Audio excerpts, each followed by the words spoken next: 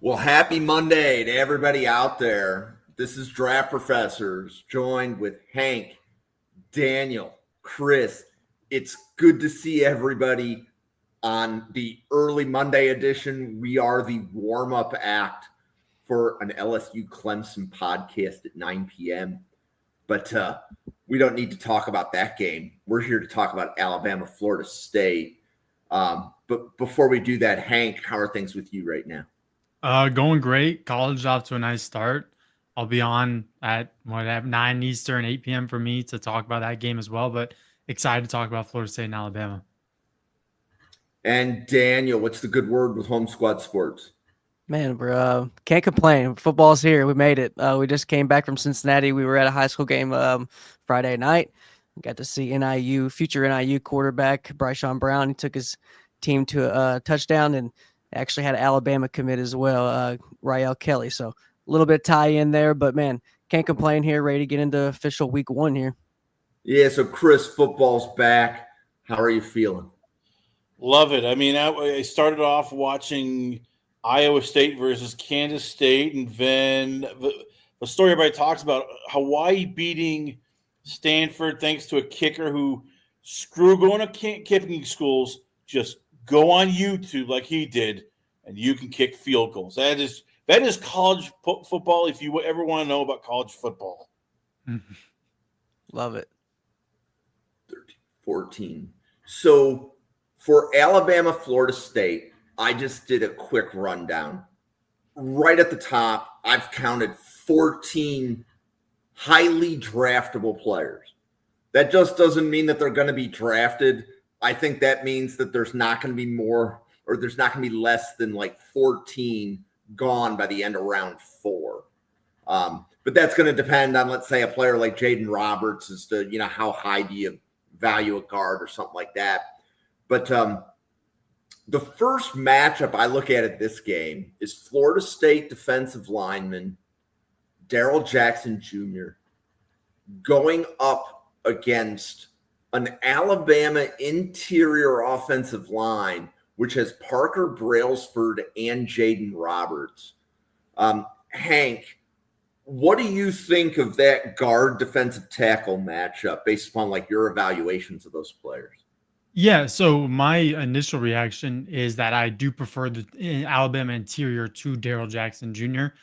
Darrell Jackson was a guy I actually just got to yesterday in preparation for this podcast.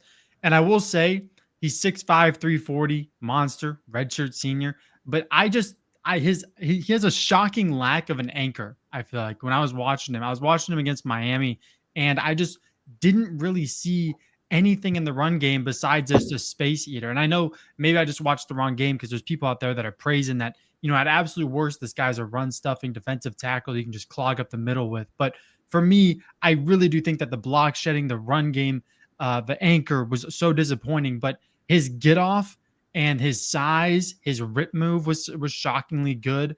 The amount of snaps he plays for how big he is also impressive. His stamina is very elite. And I think he has a great motor, and he can easily be a 3-down player. But right now, I do prefer Jaeden Roberts and Parker Brailsford, who I do have graded higher than him, both of them.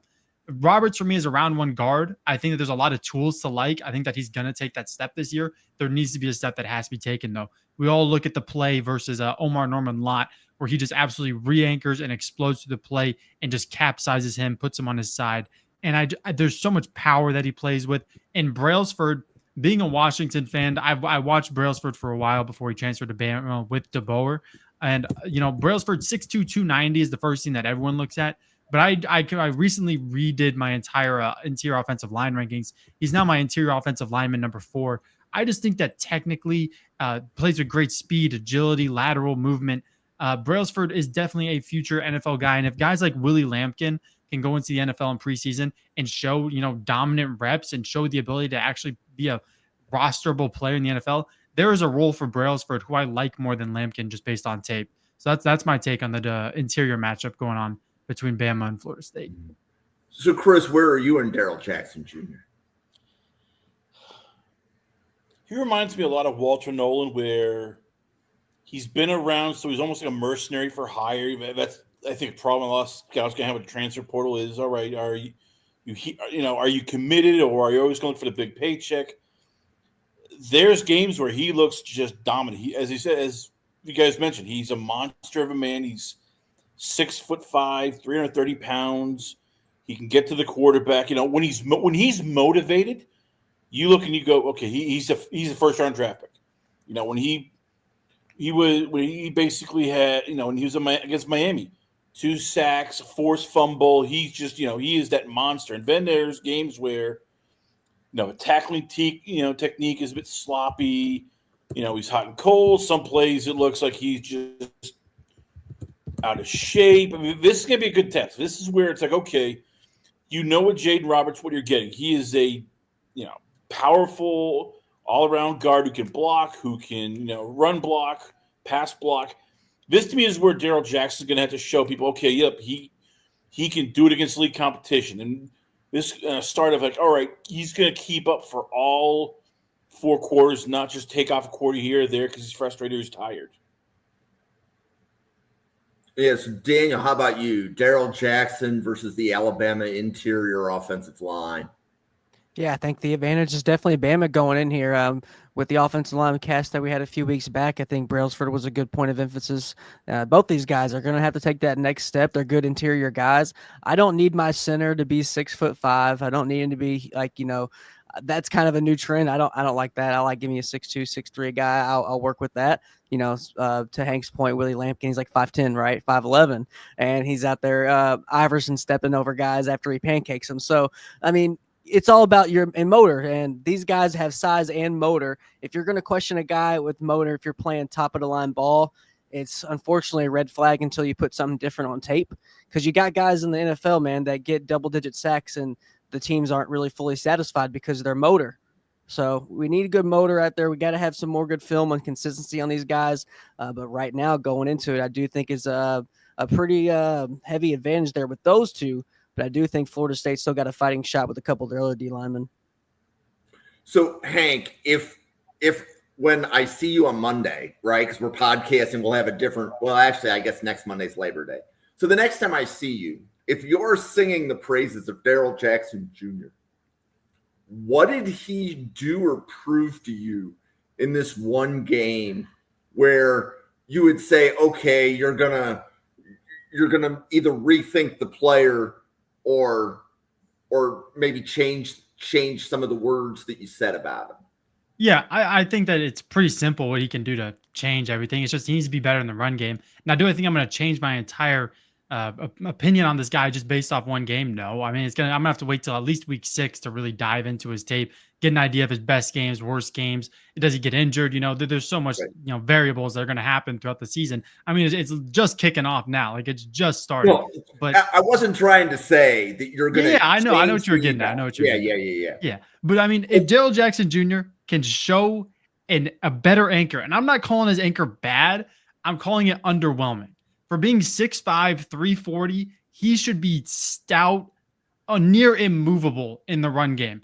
And I just think that his understanding of pad level right now and leverage is just a little raw. He can get there. For a redshirt senior, he has plenty of potential because the pass rush is there. I see the pass rush. The rip move he showed against Miami was a dominant rip move that he could get to the quarterback with. And on a lot of attempts, he's got other defensive tackles are just going to get stuffed, anchored down by a guard or a center. There's so much potential with him for only being a redshirt senior, but he's got to show me more in the run game for his size. I need him to be as a near dominant in the run game just for being how big he is. Yeah. So Daniel, when you look at the 14 plus draft eligible players for Alabama, Florida State, where else do you look where you see either players you really like or a matchup that you're probably going to go back to and examine deeply? Well, I think everyone's going to be excited to see what Kadyn Proctor is going to put on tape this year. I think that's the low-hanging fruit right there. But a guy that, looking at the player list, that really just stood out to me that I've been kind of fallen in love with is Tim Keenan. I mean, this guy's a baller. I like this guy's motor a whole lot. He's great at using his arms, man, and creating separation. That's you can read and create separation and still, get in through the gaps with your lower half. Reliable guy. He's a mismatch for your center, guard, and tackle. It's just hard to find those guys. Elite hands here, and his bull rush is just as effective as his rip moves, and his bag. I mean, he's just got a deep bag of moves. And when I was looking in here, I'm looking at for a high motor if you're going to be playing in the trenches, especially at Alabama. And he's a guy I'm really looking forward to be possibly an X factor in this game, Tim Keenan. Yep. And Chris, you had said that Florida State has 4 players they've acquired on the offensive line in the transfer portal. And you said at least, I think one of them was draft eligible, right? Yeah, Gunnar Hansen's the guy. I think is right off the bat. It's going to be the game where we see if he is somebody who can go as high as second or third. He has experience at left guard, experience at left tackle, transferred in from Vanderbilt. You know he's going right up against LT Overton. So you figure, all right, if he has a big game, if he can keep Thomas Castellanos clean, show that, that he can basically avoid any, blitzes, avoid any, getting overrun by speed, then you got to take him seriously because he'll be that guy who has good footwork, good size at 6'5", 320. He's not too big. And in the league, which, as you talk to guys like Al Bree or Greg Bedard, like they are starving for left tackles. This is a guy who could catch guys' eyes and go, hey, you know what? He can be, at worst, a swing tackle. Maybe we risk a second or third round pick on this guy. Nice.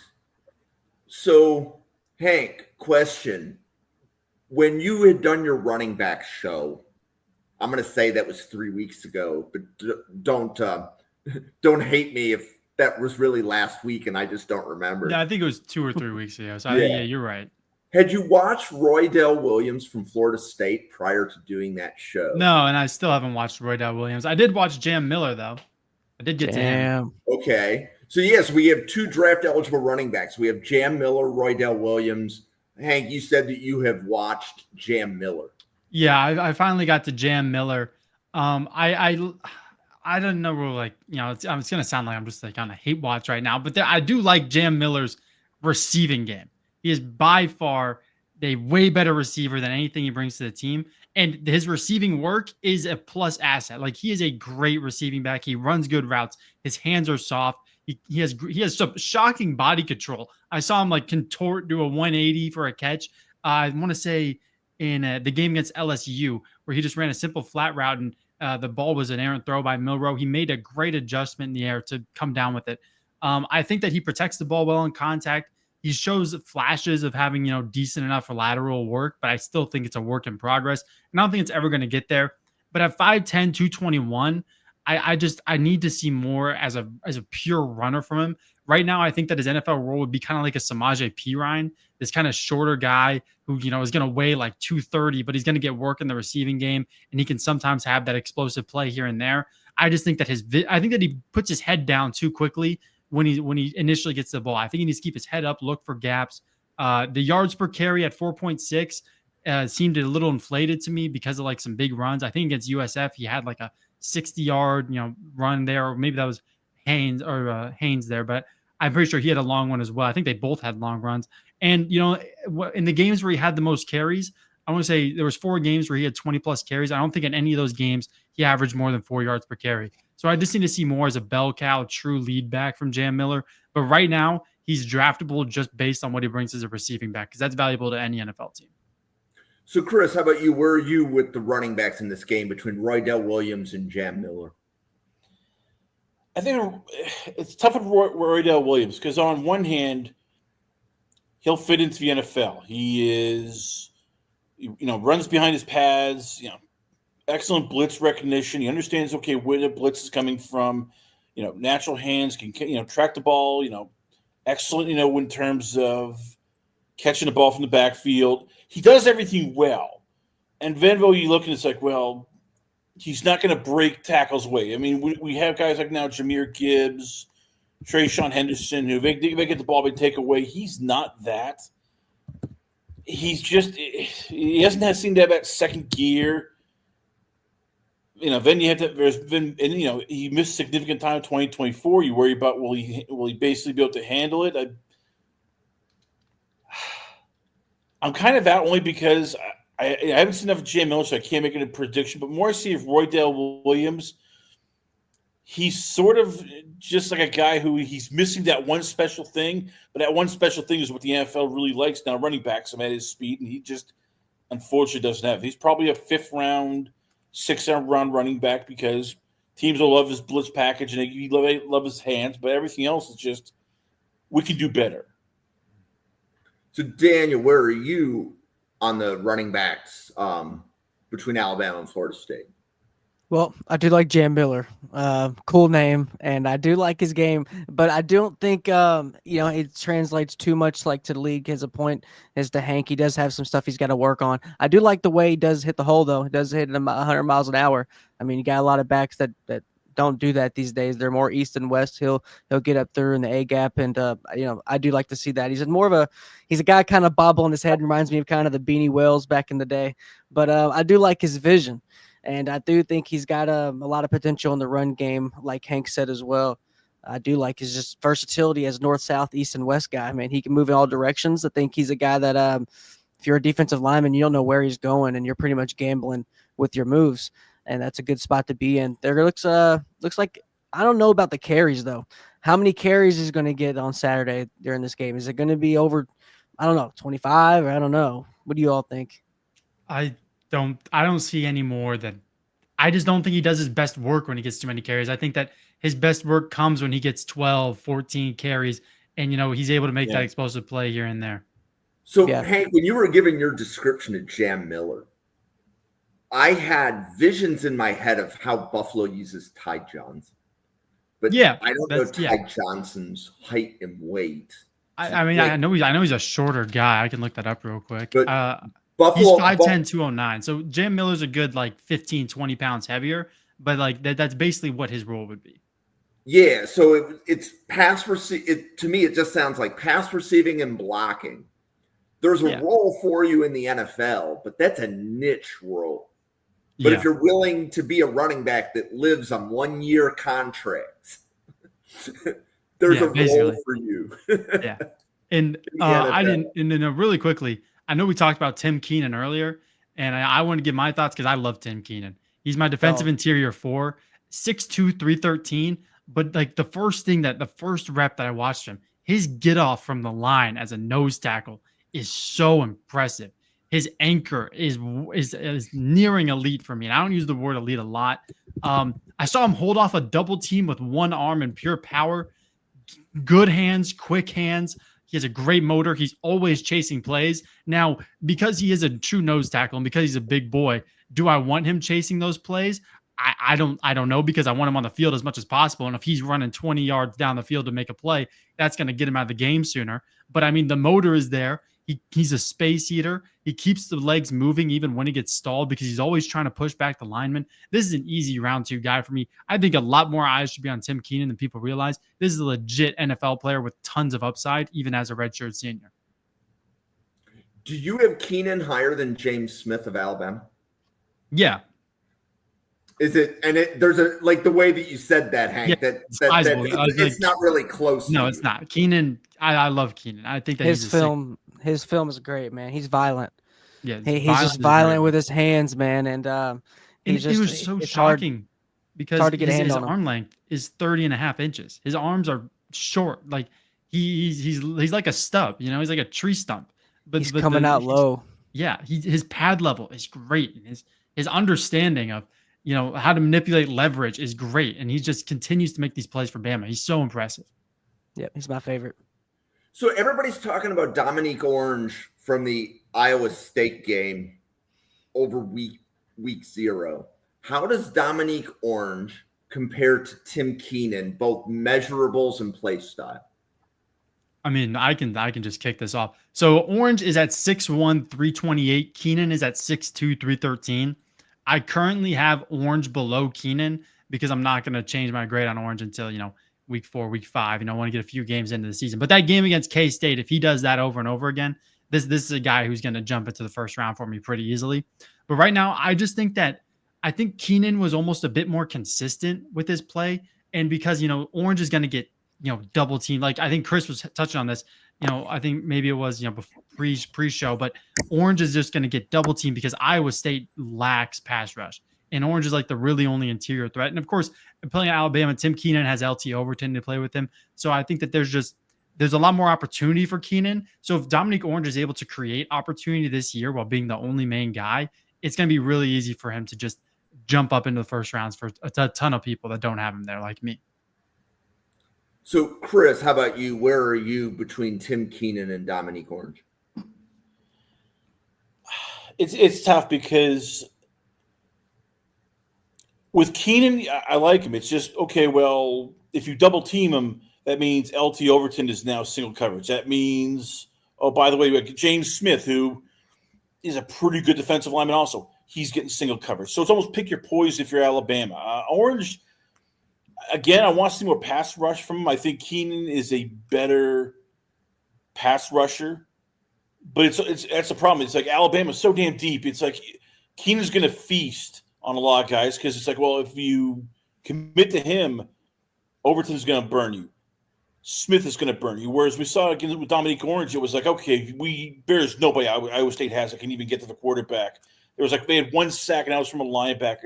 It was just there were times they were triple teaming Orange because they just looked at the defensive ends of Iowa State, went, you guys are just average guys. We can deal with you. So for now, I'd lean on Keenan just because I think he can add a little more weight and it's not too dangerous. Whereas Orange, you worry, will he eat himself?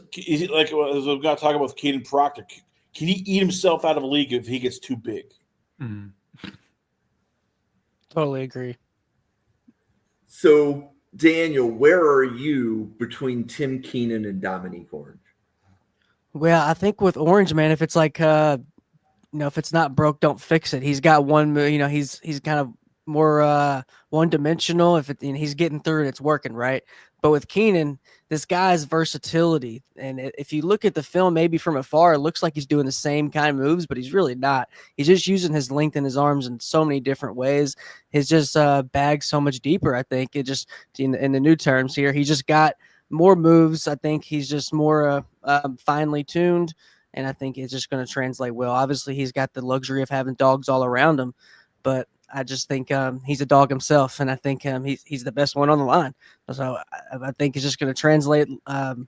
We won't know until we see against an NFL talent, but I'm excited to see what he does this year. I think the film that he puts on this year is going to separate himself.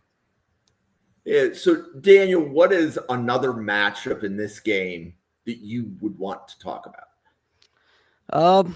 Matchups. Well, I know we were talking about the quarterbacks, how these guys are, draft eligible, but we know we're not probably thinking they're going to be selected, which, I totally agree with.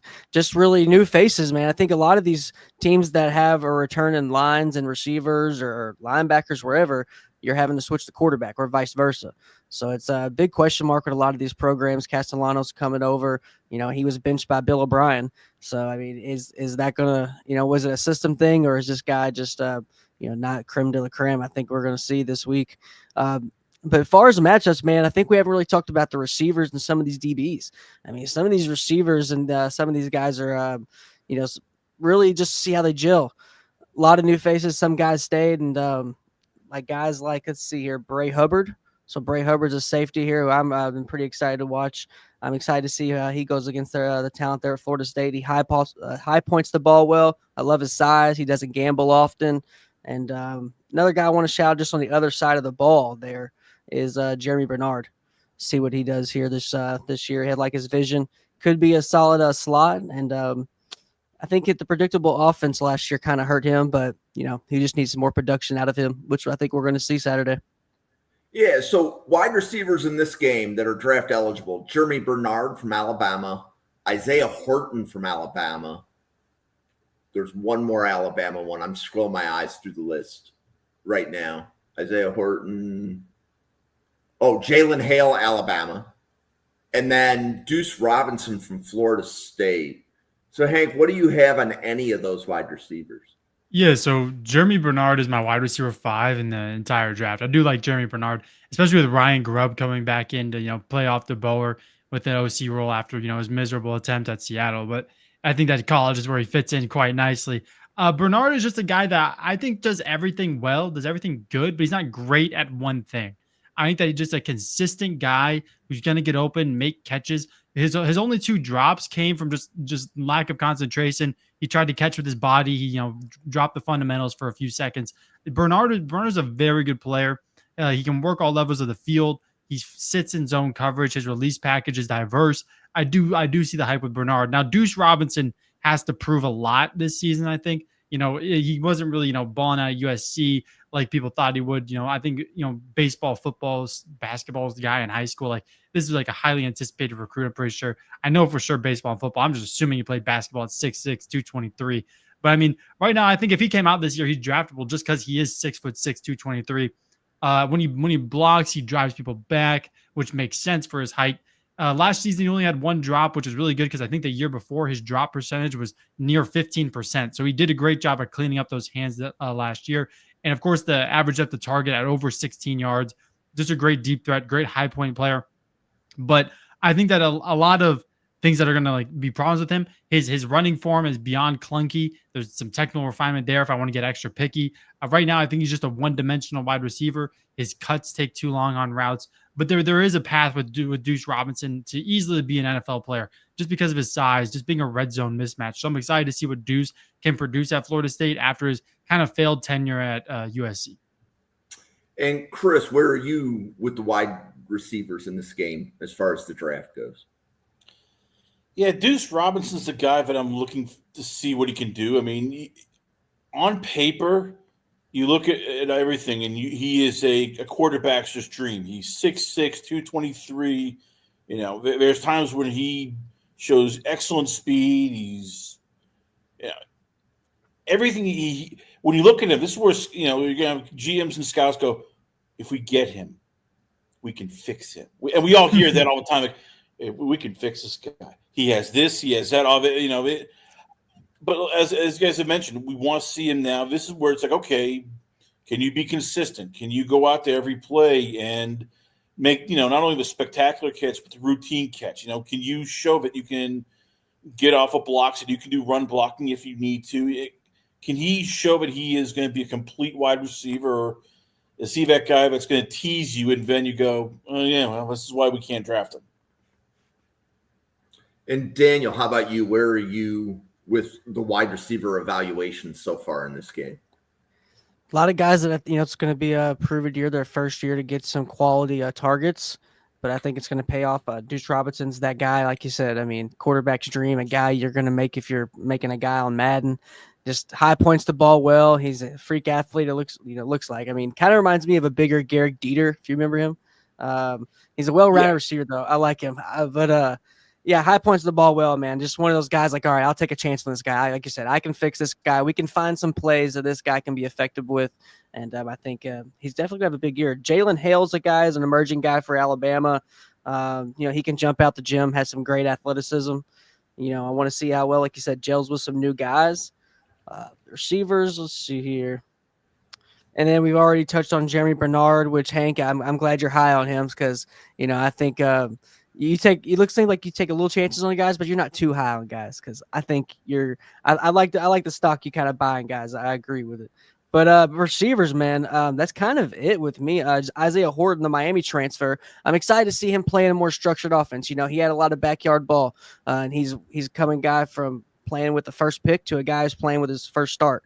So we'll see how he gels. Is he going to be a safety blanket? But I do like his upside, and I just like to see the more structured offense because Miami had so much backyard ball going on, at the end of plays, just trying to make something work. But he's good IQ. He knows when to sit in his routes. He knows when to come back and work towards the quarterback, which that IQ is always good to have when you're having a new starter quarterback. Mm. So Florida State has a corner that's draft eligible in this game, Rawls. Has anybody watched Rawls to where you have an evaluation on? Nope. No. I haven't. He's just been a development guy. I've been reading on him. He was. They had to put a lot of weight on him, but they say they really, hyped to see what he does this year. Kind of a breakout year for him, projected. But they said he's just been a really big development guy.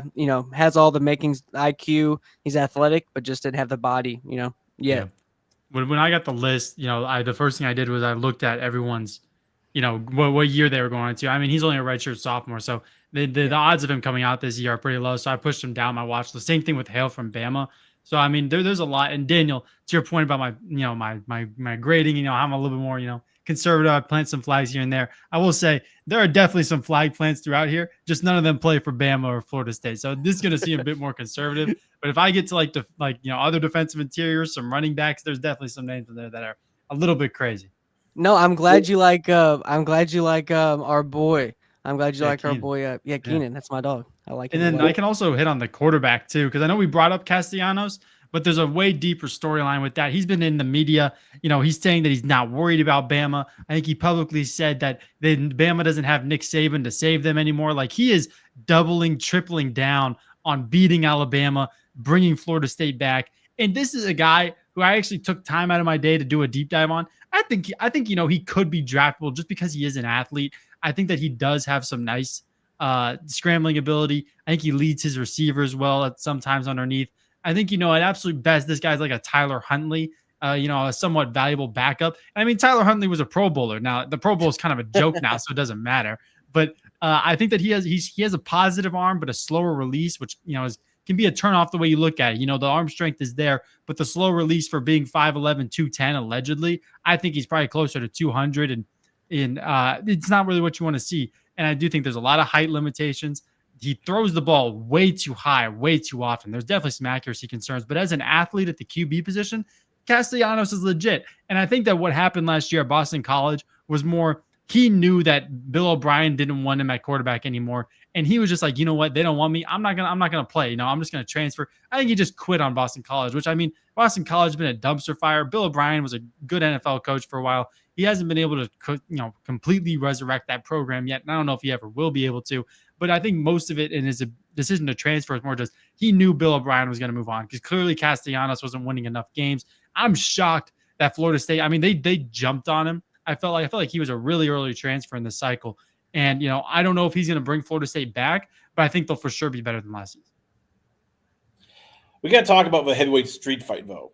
That's James Williams versus Kadyn Proctor, because I know we were talking about draft eligible, talking about this. This is the one where you sit there and go, okay, my big guy is better than your big guy. And I'm dying to see this, because Williams, the guy at Florida State brought in, he has pure speed, as a defensive end, massive guy, 6'6", 259 pounds. And then you look against him, it's like, oh yeah, there's Kadyn Proctor. Basically, the real life question of, are there giants in football? Yes, there is. This guy is 6'7", almost 370 pounds, has big feet. I'm looking forward to this, because this is, to me, the one where it's like, if you were worried about Proctor, it's like, all right, how does he do against elite speed rushers? At times he'll grab them a bit if he's threatened, he can lead to holding calls. What does he do against a guy who has that speed? I mean, I'm looking forward to it, because it's elite versus elite. This is two guys you look and go, every scout's going to watch this and go, all right, is Kadyn Proctor worthy of being a top 4 pick? Can James Williams sneak into the first round? I mean, this is a matchup I'm looking at going, ooh, this is fun. Big man versus big man, just ham hocks. So, Daniel, where's James Williams on your board right now? The edge from Florida State. Well, with James Williams, like you said, we had some questions about him, but I think he's a Nebraska transfer, 5 sacks last year. I think he is a solid bag of moves, like some of these other guys, which you have to have in today's age. All these guys are big. All these guys are strong. You have to be able to use your leverage well and use your gaps well, and he does. If you can get 5 sacks, with not being like the guy, then you're always going to get looks here. And I think he's a good form tackler, which is harder to find these days. Honestly, just the simple stuff that just makes plays, the stuff that was getting done in the 80s and the 90s are still stuff that gets done today. You got to be a good tackler. He's a good tackler. That's what I have on him, but I'm really excited to see what a couple of these guys do now. Like you said, Proctor, big on big. These guys are nasty. I'm really to see what Proctor does. His hands do get a little outside. His weight is a little issue. We want to see what he does against elite speed. Would I take him, as high as some people are, taking him top 20, top 10? I wouldn't, just because this O-line class is so deep. I love this O-line class. This guy has a lot to fine tune, but I'm assuming that if you got him top 10, then you're assuming he's made a pretty significant jump, this year than in the offseason. But I want to get your guys' thoughts on now. I want to give some love to Sabb. Was it Isaiah? Is it Isaiah Sabb? It's Keon, Sabb, and Bray. Keon Sabb, yeah. Keon Sabb, yeah. Keon Sabb, I like a lot. He's my favorite DB on the team. I love his length, great at covering space and deceiving quarterbacks, which is, the younger quarterbacks, we see these guys starting younger if you're going to be paying them big bucks out of high school. So if you can get guys to gamble, then, that's going to be an advantage. Want to get your guys' thoughts on a couple of random, just because my list is so random. It's not top to bottom between any order. It's just all random. But Deontae Lawson, we touched on him just a little bit. But want to get your guys' thoughts on the transfer at Florida State there from Ole Miss, Micah Pettus. So, Hank, do you have anything on any of those guys? Well, Kadyn Proctor, yeah. I'll just start from the very top, work my way down. Proctor, he was great last year until the last 3 games of the season. If you are like saying that Proctor should go top 5, and you're saying he's the 101 if a team doesn't need a QB, it can't happen with the way the last 3 games ended. His anchor just crumbled at 360 pounds, which just can't happen. But every game before that, this guy was immovable. Everyone looks at the Georgia game where he blocked 2 people at once. That's real strength. But the anchor has to come back. It has to come back. I have to see it come back with my own eyes before I push this guy anywhere near round 1. I think he's a solidified day 2 guy for me right now. And he does have to lose some weight. I get that, there's a lot of, media stuff when you see a guy who's 6'7", 360 pounds. But realistically, if he wants to be effective on NFL Sundays, playing closer to 330 is more realistic for him. I think that we also touched on who else? The Kadyn Proctor, Sabb, Deontae Lawson. Yeah. So Keon Sabb, I like Keon Sabb. I like his counterpart better in Bray Hubbard. Sabb was a guy for me who I think that, length is good, physical. He fits well in the SEC. I think that he's good enough in zone to play in the SEC. But I saw a lot of plays where his motor kind of, dipped off. I don't think that he can stick in man coverage. I think that his change of direction is kind of, average. But there is a role for Keon Sabb. But Bray Hubbard was actually, the guy. A lot of people have him safety 2. I've seen as high as that. Safety 3, I've seen more often. But this is a guy who has a big chance to take a big jump, high IQ, plays well at the catch point. I think that the only thing really is that he needs to understand his athletic limitations, and he needs to give more of a cushion and off coverage, because there were some moments where he just got burnt by guys who are going to go to the combine, run a 4.35, run a 4.4. So those are just names like that. And I think that is all I had on the guys for who we brought up. I did not watch the guy that Daniel brought up in Micah Pettus. Yeah, I did not watch him, so I don't got anything on him. How about James Williams? No, nothing on James. Okay. Chris, anything on any of those players? So yeah, Sabb, he to me he reminds me a lot of Kyle Duggar. He's a physical tackler, good instincts, natural feel for his own coverage. He has experience, has long arms, which allow him to be effective. He's going up for interceptions and passes. But it is the thing. Like, first, he's not the fastest guy. So if you're expecting him to be like a free safety who can roam, that's not going to be his thing. He's probably a strong safety. You got to, it's consistency is also a thing. There's plays where he looks fantastic. Then there's others that looks like almost, do you care enough? Are you attentive? He needs to show that he, like, as you mentioned before, with other players, can you be consistent? Can you be the guy who is in and out every play, just 100%, not just taking off plays here? Like, as you mentioned with, my apologies, I forgot the name, but the other thing here I want to see is he needs to get better at fighting off blocks from offensive linemen. Now, too often he just got at times run over by offensive linemen. Granted, when you're under 220 pounds, you're taking on an offensive lineman who's 320 pounds, that's a problem. But he has to get better at that. Proctor is just, we talked about before, he is just a mammoth. He, 6'7", 369 pounds. When he's on, he's a top 5 pick. He can basically, push back 2 men at the same time. He can overwhelm people. The weight is the issue. The weight needs to get better with his hands, needs to just get clean all things up. But size is there, but talent is there. The nastiness is definitely there. Can you take it to the next level? Can you show up this year around probably 350 instead of 369? Can you work on your hands so that speed rushers aren't, making you grab them and hold them? I agree he could go as low as probably high second round, low first round, but he's also the guy that, as we said, scouts will look and they'll just see this guy go, ooh, we get him on a diet, get away from the steaks and the cheeseburgers, salads. That's what we're doing here. Next thing you know, you get Orlando Pace Jr. because you're looking at this guy going, he's a monster.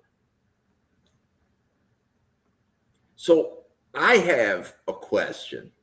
So Roydell Williams from Florida State gets into the open field.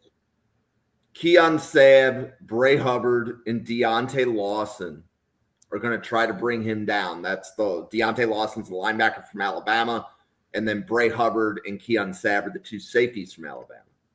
So we get a running back against either a linebacker or a safety in the open field. Daniel, who are you going to put your money on to make that play? The running back or the defenders? Well, maybe not. Depends on who's playing, who's defending, right? A guy we haven't brought up yet. I've been curious to see if he's going to bring him up, and I'm glad no one hasn't. As Hale Green, transfer from Colorado. He was the anchor there, that front eight. I mean, outside of Travis Hunter, obviously, that front eight kind of ran through him. If they were a really good second half defense, and he's the reason. I think he's going to have a big season. He's going to have a big game Saturday. But that's a really good question. Bray Hubbard is a guy that nobody really throws to him too often. I think that, that's his strength there. But life of size, man, he doesn't gamble too often. So if Bray Hubbard's coming at you, then you're probably coming down. So I'm going to go ahead with the defense on this, man. I think right now it's 13.5-point favorite for Alabama. Wanted to get your guys' thoughts on that. I don't really know, but I'm taking the defense if they're coming into a conclusion with this personnel out there. Yeah. I love them. So, Chris, how about you? If Roydell Williams is in the open field and it's either one of the Alabama linebackers or the safeties, do you like the Alabama defenders to make the play, or do you think Roydell Williams can exploit them in the open field? I like the Alabama defenders. Deontae Lawson, to me, is a guy like Campbell, who got drafted from the Eagles. You look at him, and he's vicious tackler, has the height, has the speed, supposedly runs about a 4.6 in the 40, excellent tackler, has NFL awareness and zone coverage, always keeps his head in the swivel. I mean, this is that next Alabama linebacker you look and go, okay, he's going to go places. I like Roydell Williams as a football player. I just don't think he has a speed to cause Alabama to go, crap, he's in the open field, we're screwed. I think this is that game where I think the fastest probably player in the backfield for Florida State is Castellanos. Yeah. So, Hank, same question. Open field between Roydell Williams, the running back, and the linebackers or the safeties from Alabama. Yeah, well, I don't think that Deontae Lawson will make that play. I'm pretty sure the last report, because, of course, he had the knee injury last year. He's like sub 215 right now because of the injury. Like, he has a ways to go before he's back at like playing shape. I'm sure he'll get there. Because I think the report was he was around 213, which is a linebacker in the SEC. That's very light. But I'm gonna easily pick the Bama defense.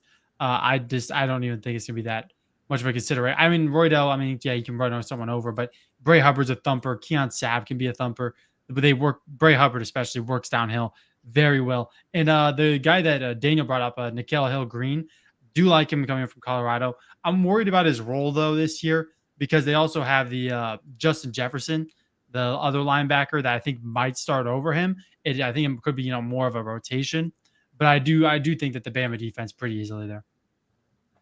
Okay, and I'm looking at the list. I see one player that we really haven't mentioned who's he should be on everybody's draft board. So if you're building a draft board, you should have Domani Jackson on it. Chris, how high do you have Domani Jackson now, and what do you see as his ceiling on your board? So Oh, sorry. Here, I apologize. My computer is a bit freezing up. So Domani Jackson is. It's tough because I like him. I just don't know if this game is going to be the coming out party, because you mentioned before, this is Thomas Castellanos. So Thomas is going to, so when you look at Domani Jackson, he has, excellent speed, great recovering ability, he has a frame. He's an excellent cornerback prospect. I like him. I think he can be in the mix for, top 15, top 25 pick. I just don't know if this game is going to be the one. We're going to be amazed because I don't think Castellanos is going to push him. I don't think this is the game where you're going to notice Domani Jackson, only because if you're Florida State, you don't want to get into long passing downs. This is going to be a game where you're going to probably do a lot of running with Roydell Williams, Castellanos, and avoid throwing a ball up there against the Alabama secondary. Yep. So, Daniel, how about you? Where is Domani Jackson on your board now, and what do you see as his ceiling for the draft? Well, I think his ceiling is, possible first rounder, definitely. Right now, I do have him late. I do have him second rounder. I like him. He's a ball hawk, solid IQ, and his engine. Engine is something you can't teach. It's hard to teach up. And if a guy that's going to be flying around, that's something that coaches are going to take chances on. Solid athlete. He's a solid body. I don't think he needs to put on weight. I think he's fine where he's at. Doesn't need to lose weight. He's good. But with DBs, man, it's just kind of, if you're a good DB, it's kind of boring, right? I mean, if you're not out there just Travis Hunter just going crazy on just picks and just making highlight plays, you're pretty much just steady Eddie, and defense or offenses are scared to try you. And I think Chris brought up a great point. Castellanos is not going to be gambling out there Saturday. They're going to be trying to mask Castellanos, I think, as much as they can. Curious to see how they're going to do it, because there's so much talent everywhere with this Alabama defense. That's why they're such a heavy favorite. But I do like a couple of the additions with the offensive line. But just going back to your point, Domani Jackson, I do see the potential ceiling there being late first rounder. Hank, how about you, Domani Jackson? Yeah, so I know there's a lot of guys out there who laugh like Domani Jackson is like a top 3 corner on their board. I'm nowhere near that. I think he's a round 3 guy pretty comfortably for me right now. 6 foot, 191. The first thing you recognize is physicality. That goes both ways, good and bad, especially for him. Fluid hips. I think that when he does a full 180s, he doesn't lose much ground. Mirrors receivers well. I mean, this guy's man coverage is NFL level. I think, Raiders jersey for me ASAP, but the wingspan is lackluster for his height. And it just can't disengage off of blocks in the run game. Hands on. I'd put down a note. His nickname should be unnecessary roughness. He's going to get flagged like crazy in the NFL. Some of this stuff just isn't going to fly, especially as the refs start cracking down more and more on more penalties. This guy's going to get penalized a lot, and that's going to be something NFL teams are going to have to prepare for. Missed tackle rate at 22.5%. That's also just not where it needs to be. It needs to go down probably a good 12%. If he can keep it around 10-ish, that's a great improvement that NFL teams are going to love. And then in zone coverage, just notice a little bit of flat-footedness, got beat with speed. But I do think that the man coverage right now will play in the NFL easily for Domani Jackson. And then there's another guy, another big name that I feel like we haven't really, done our a deep talk on yet. It's LT Overton. I feel like maybe we've said his name once or twice, but LT Overton definitely is another guy who I think a lot of people thought were going to come out last year, getting even some late first round buzz last year. And I was kind of shocked when he said he was going to go back to school, but I don't mind the decision. 6'2", 274, kind of a stumpy build. A lot of people would call it awkward. I think it's fine. His hands are super quick. Lateral agility is quick. Flexible across the D-line, can play a 6 technique to a 2 technique. When he puts his head down and just gets after the quarterback on pure pass rush plays, he just has a relentless motor. His bend is good for his size. And I just think that the biggest thing with him is that some run plays can just fool him. I think that, unorthodox plays, end arounds, things with motions, he needs to be able to pick that up easier. And I think the bull rush was a little bit lackluster, which shocked me for being 274. And I think that his bag of moves needs to be better. His pass rush plan, his pass rush bag needs to be better. But once he develops that, I think that's his next step to being dominant. Once he has 2 to 3 moves that he can go to and just win with, that's when LT Overton takes the next step to being a great edge rusher. So how high is Overton for you right now, Hank? I can pull up my board. I know I have a second round grade on him. And I think overall he's, I want to say near 50-ish. But if I can Okay. get my board pulled up here, I can give you the exact answer. So So he is Daniel, how currently about you? 53. Okay, He's you said 53. 53. Yeah, 53. So Daniel, how about you? How high is Overton for you? Well, I don't have a specific pick on him right now. I do like second round. Hank did bring up with the weight. I like his weight right now, but if he puts a little bit more, he could even be, better. I wouldn't be concerned if his plays. It's not going to take a back step if he does put on weight. I think it's only going to go into his advantage. So I think he should put on weight, but I think he's still going to be effective without it. I do like LT Overton. I would not expect before he went to these deep dives to come away with so many guys who I just absolutely love their motor. That was Saban's, mantra. They had dogs everywhere. That's kind of been the question with divorce. He's going to still have that. Is he going to have those just straight killers on defense? It looks like he does. This motor, for the most part, of all these guys is pretty impressive, and I'm a little surprised, I will be honest, with some of these guys' motor, and with just the violence in the hands, and just they look just very refined, and looks like they've been passing, pass rushing a long time. Okay, so I'm looking at the player list. Does anybody want to mention Josh Cuevas, the tight end from Alabama? Is he a guy, or is he on your draft radar more than being a guy? Well, I think maybe next year, because he's still got a year, right? Like you said junior, right? Yeah, I got him at 6'3", 251. He's tough. He can take a hit, because I was watching the South Florida game. He got popped bad, and he got right back up. So, I mean, that's a point to me if you can take a hit, honestly, because you don't see too many hits being delivered. He bailed Milroe out quite a bit last year. I think he doesn't get a lot of credit for. So I think it's just another prove it year. Could possibly, like I said, see him coming back. That's what I have here in my notes. But I do like his vertical threat, just ability. But we'll see. Just got to see more tape. Does anybody else want to talk about Micah or Josh Cuevas?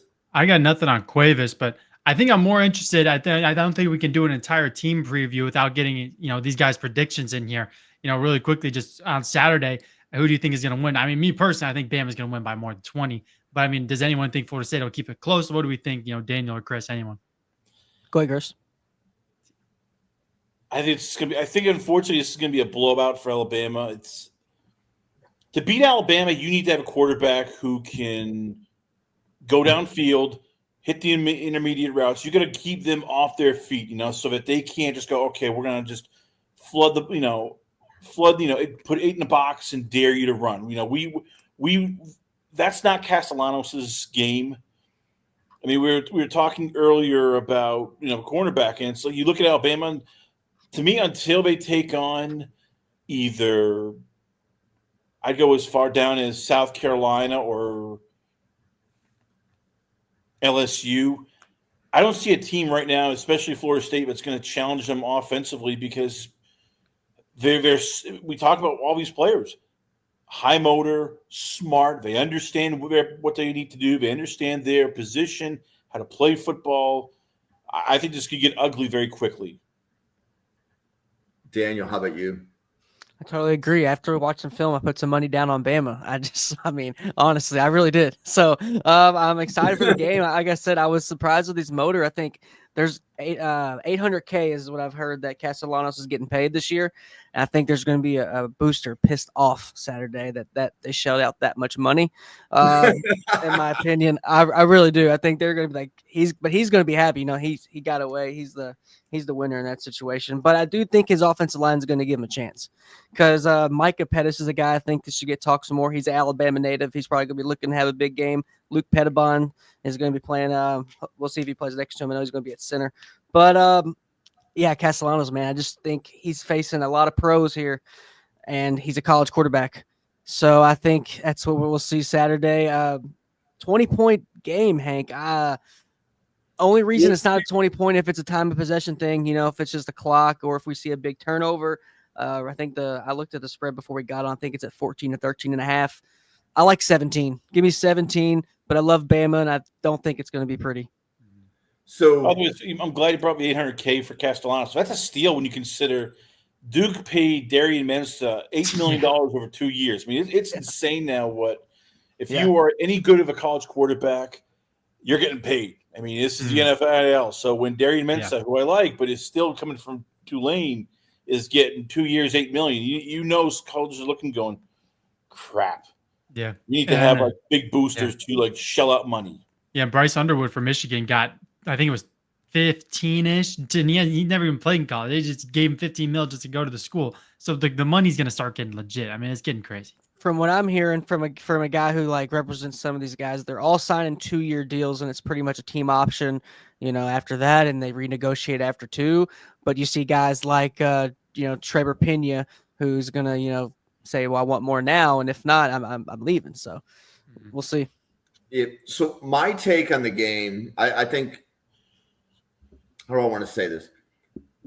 The winning team is going to score at least 30 points. Yeah. Right.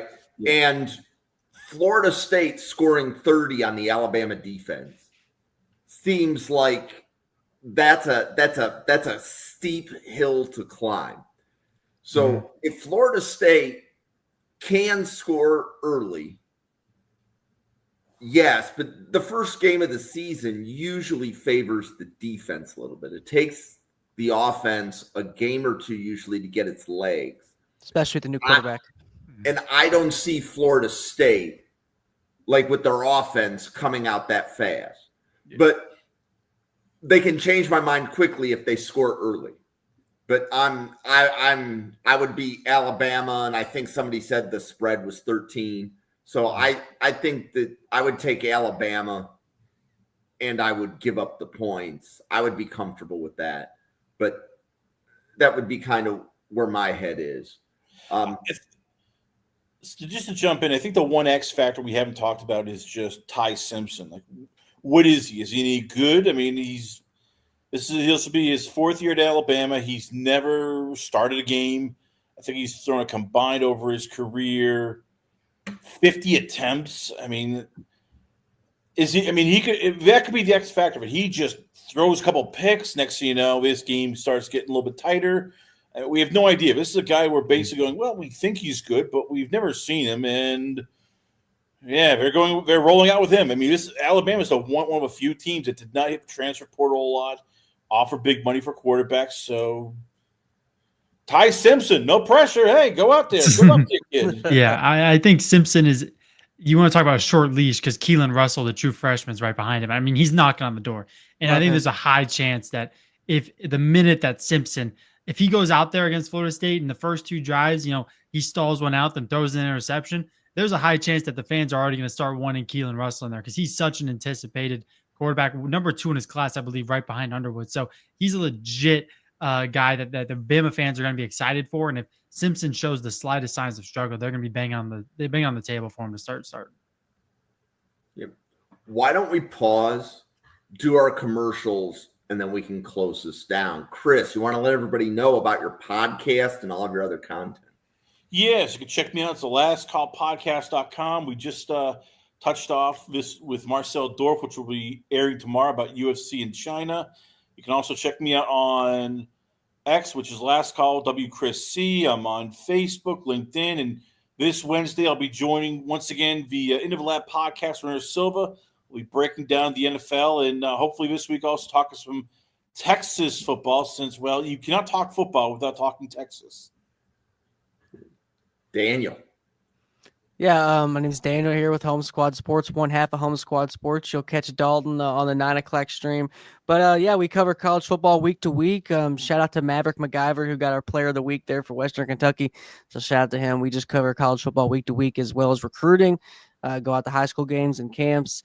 But, man, just excited to get into it week and week and build my draft board because I'm kind of late to the party with these draft boards. I don't really build mine until mid-season.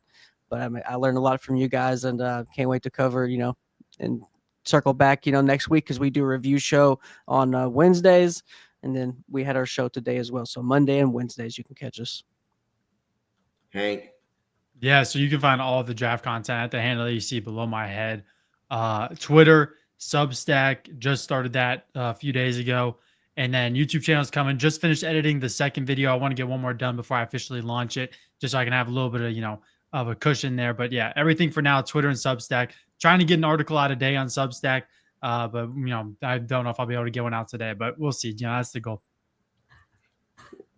Well, you can follow the channel for Draft Professor at NFL Draft Fanatic, no I in Fanatic.